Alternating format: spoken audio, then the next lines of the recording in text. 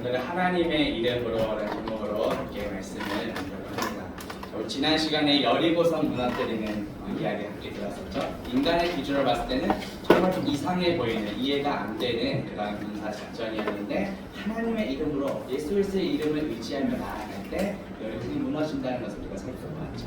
그래서 여리고성이 무너진 이유는 다른 것에 있는 것이 아니라 하나님께서 이스라엘 백성들과 함께 하셨고 친히 개입하셨기 때문이었습니다. 우리 앞에도 여전히 우리의 믿음의 성장을 가로막는 그런 여리고성과 같은 문제들이 있다는 것을 지난주에 살펴보았죠. 자, 그렇게 막아서 있는 여리고성이 우리가 대했을 때 우리가 어떻게 해야 될까요? 하나님께서 우리보다 앞서서 직접 싸우시고 우리 대신해서 승리를 주셔야 되는 거죠. 우리 앞에 계신 하나님, 우리와 함께 하신 하나님이 무너뜨려 주셔야 한다는 것이죠. 우리가 해야 될 일은 무엇이죠? 우리 삶의 주인이 예수 그리스도이심을 우리가 인정하고 우리가 하나님의 이름으로 승리하며 나아가야 한다는 것이죠. 우리가 하나님의 말씀을 붙잡고 하나님의 길을 따라갈 때 하나님의 나라가 세워진다는 것을 우리는 기억해야 합니다. 저희 친구들 오늘 이제 약속에 관한 말씀을 좀 나눠보려고 하는데요. 약속에 대해서 우리 친구들은 어떻게 생각하나요?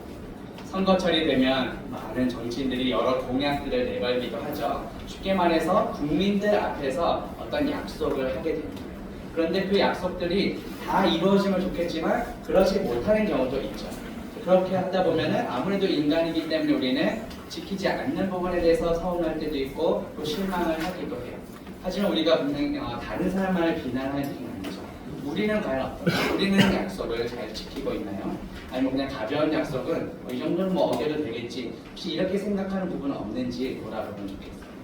하나님 나라의 백성으로 부름받은 우리가 약속에 대해서 우리는 어떠한 태도, 어떠한 자세를 가져야 할까요? 지난주 살펴본 우리 여리고성이 무너진 이 소식을 들은 주변에 이제 가나안 족속들의 마음이 간담이 녹아들었다고, 두려워 벌벌 떨었다고 성경이 이야기해요.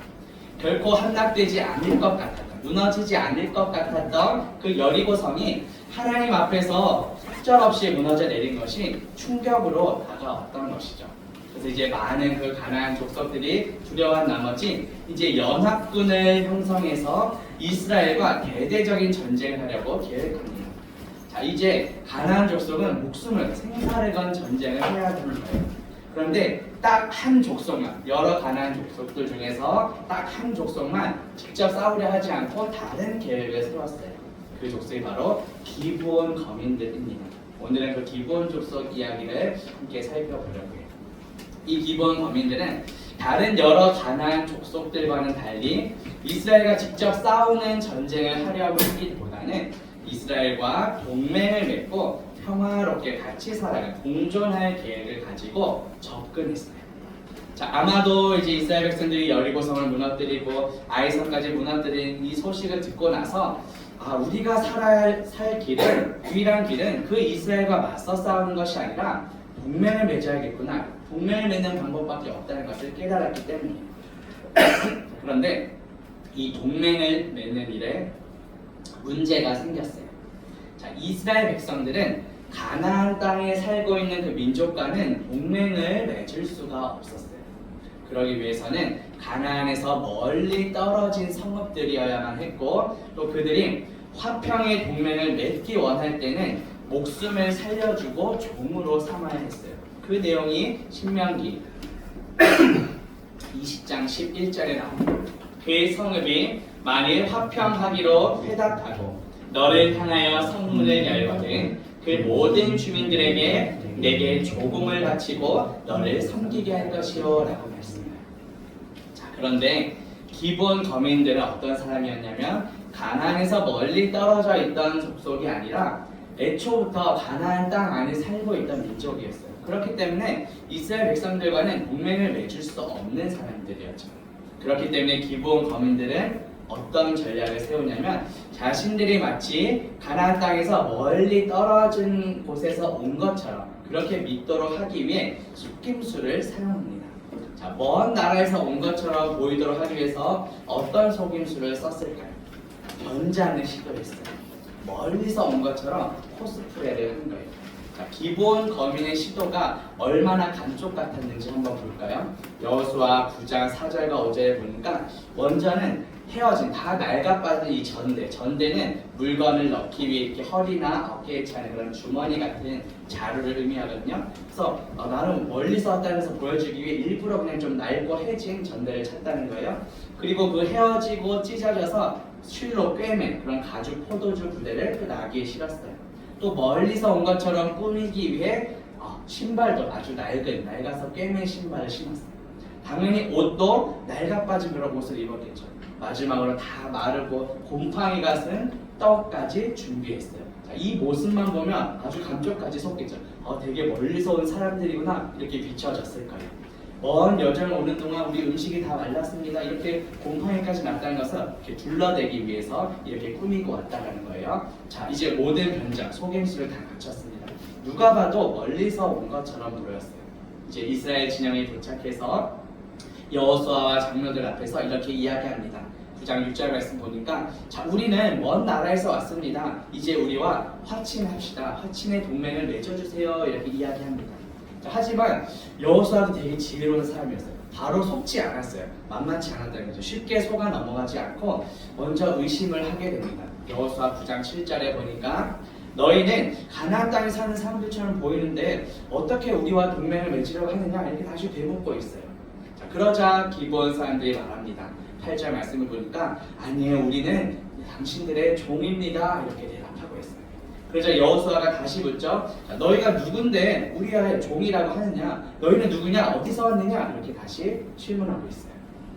자, 이렇게 질문하자 기브온 거민들이 자신들이 꾸며왔던 비장의 카드를 이제 내밉니다. 12절 13절에 보니까 자, 우리는 먼 나라에서 왔습니다. 당신들과 평화의 동맹 화친을 하기 위해서 이렇게 떡을 준비했는데 우리가 너무 멀리서 왔어가지고 이 떡이 다 마르고 보세요, 곰팡이까지 났어요. 이렇게 우리가 멀리서 온 겁니다. 또 저희의 옷차림을 보세요, 우리 신발을 보세요. 여행이 길어져서 다 낡은 옷, 낡은 주머니, 낡은 신을 신고 있잖아요. 그러니까 우리는 멀리서 온 사람들이 마시니까 우리와 화평을 맺읍시다, 동맹을 맺읍시다 이렇게 지금 속이고 있는 거예요. 우리는 당신들의 종이 되겠습니다 이렇게 요청하고 있는 겁니다. 자, 거의 뭐 완전 범죄, 완전한 속임수에 가깝게 하죠. 자, 여호수아도 장로들도 이제 속아 넘어갈 수밖에 없는 상황이 된 거예요. 자, 그런데 기본 거민들의 이 속임수를 알아낼 수 있는 방법이 사실은 있었어요. 무엇이었을까요? 우리 여호수아 9장 14절 말씀 같이 한번 읽어볼게요. 무리가 그들의 양식을 취하고는 어떻게 할지를 여호와께 묻지 아니했다고 했어요. 여호수아 장로들이 여호와께 묻지 않았다고 했어요. 그렇기 때문에 속아 넘어간 거예요. 속아 넘어가지 않기 위해서는 누구에게 물어봤어야 되죠? 반대로 생각하면 여호와께 물어봤어야 되죠. 다른 말로 표현하면 기도를 했어야 되는 거죠. 중요한 결정을 하기 전에는 하나님께 이렇게 묻고 기도하는 습관이 필요하다는 거예요.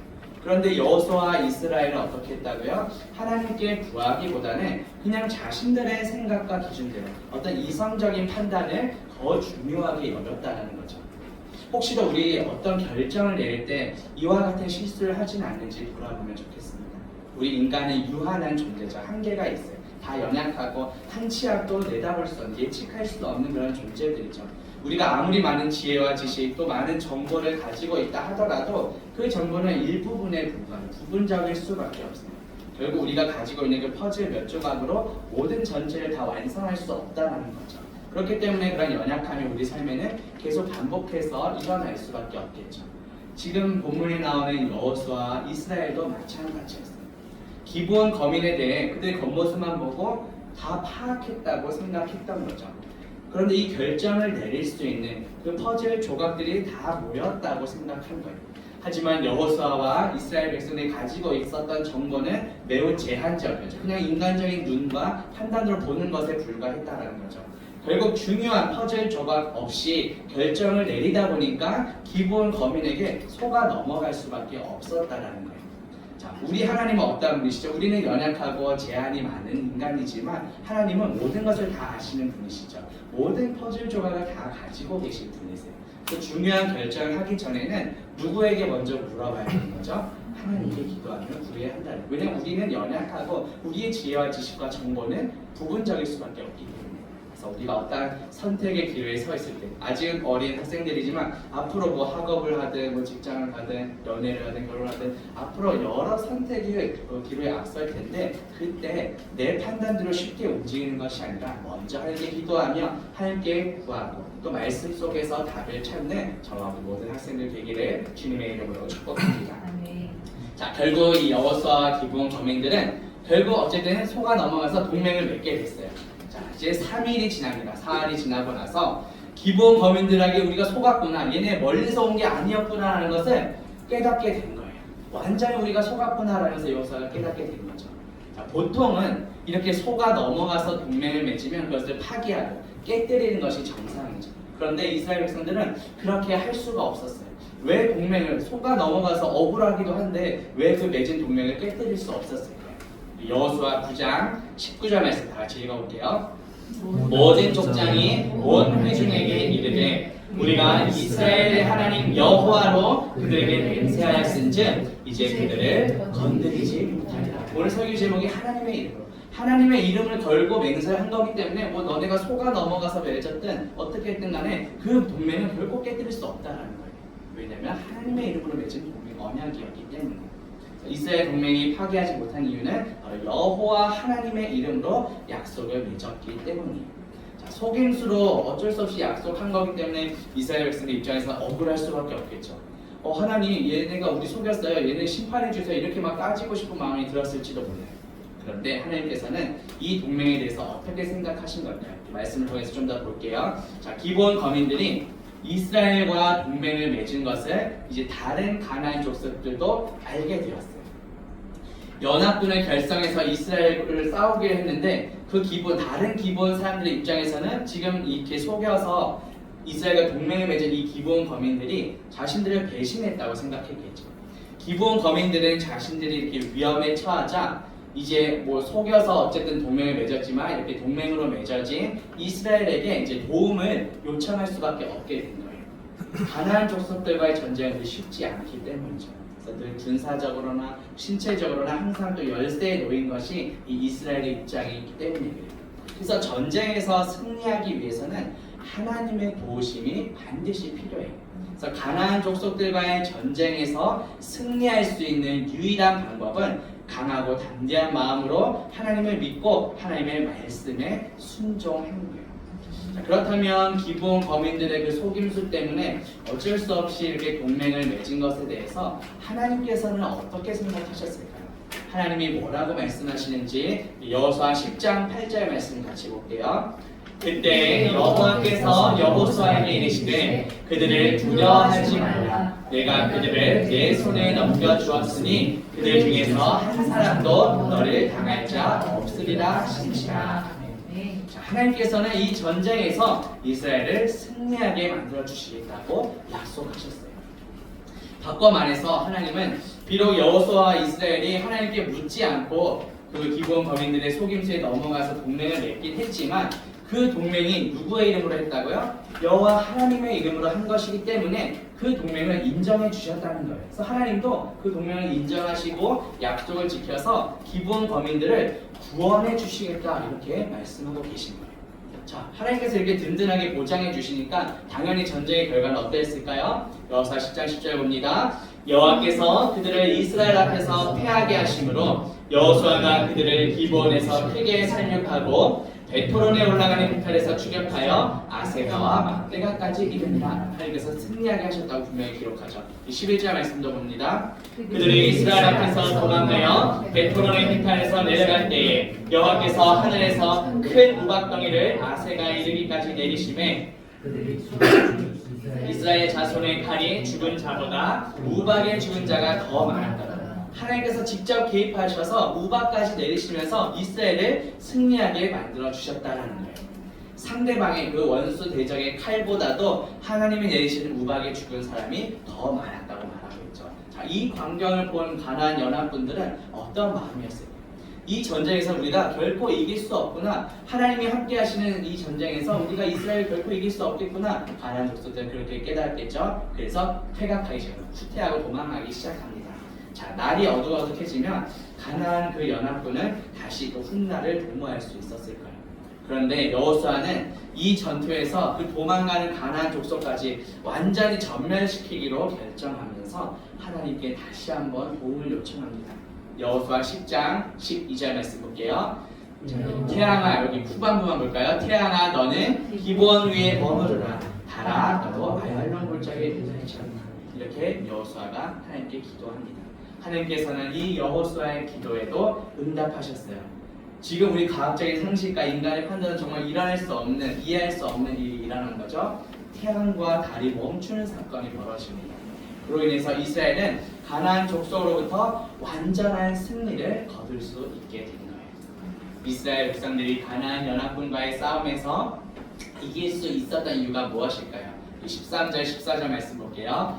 태양이 머물고 달이 멈추기를 백성이 그 대적에게 원수를 갚기까지 하였느니라. 야살의 책에 태양이 중창에 머물러서 거의 종일토록 속히 내려가지 아니하였다고 기록되지 아니하였느냐. 여호와께서 사람의 목소리를 들으시니 같은 날은 전에도 없었고 후에도 없었나니 이는 여호와께서 이를 위하여 싸우셨습니다. 아멘. 누가 이스라엘 위하여 싸우셨다고요? 여호와 하나님께서 이기도록 약속해 주셨고 그렇게 직접 싸워주셨기 때문에 이스라엘이 승리했다는 거죠.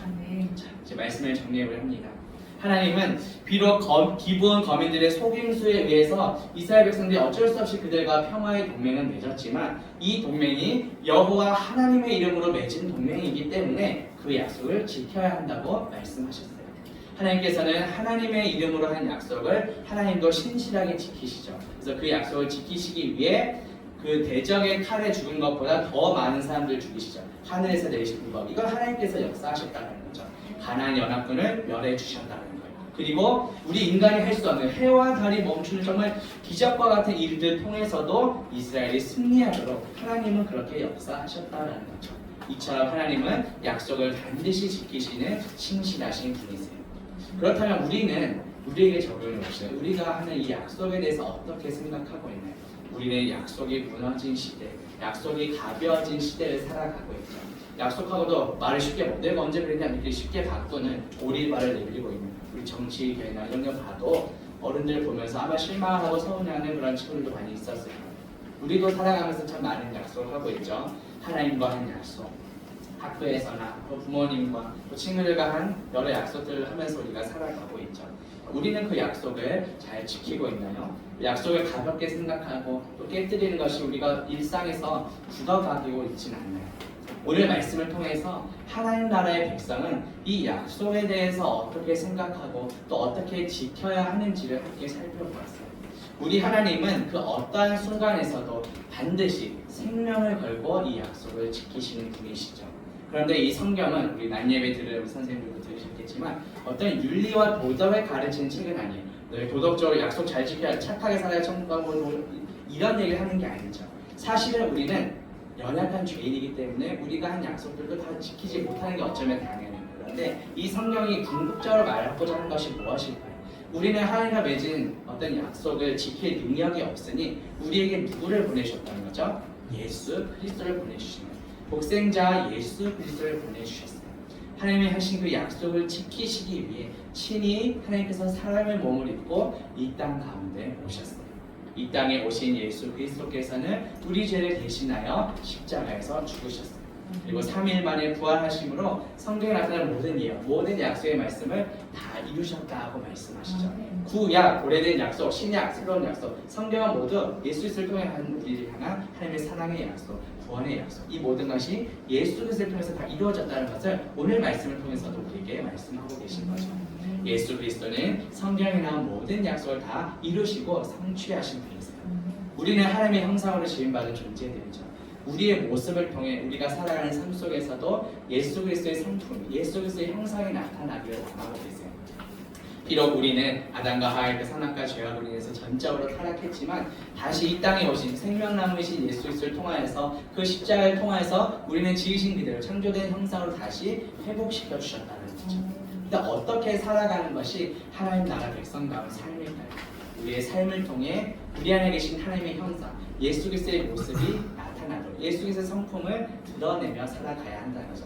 나의 어떤 의, 나의 어떤 착한 성품으로 하는 것이 아니라 우리 안에 계신 예수 그리스도의 형상, 예수 그리스도의 형상의 성품이 나타나도록 해야 한다는 거예요.